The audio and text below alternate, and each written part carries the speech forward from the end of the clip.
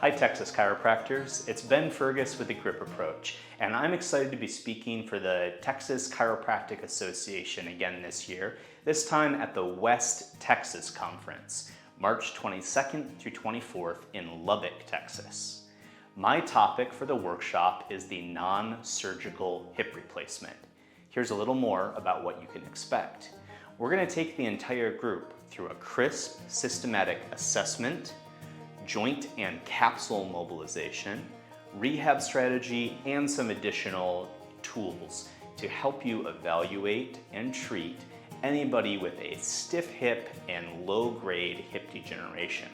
In our practice, we get phenomenal results with hip degeneration grades 1 and 2, and greater than an 80% result with grade 3 hip degeneration.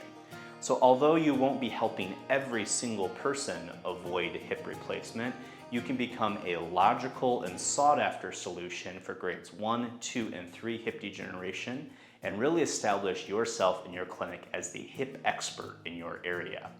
You can apply these approaches by yourself or leverage the team around you to deliver this excellent care.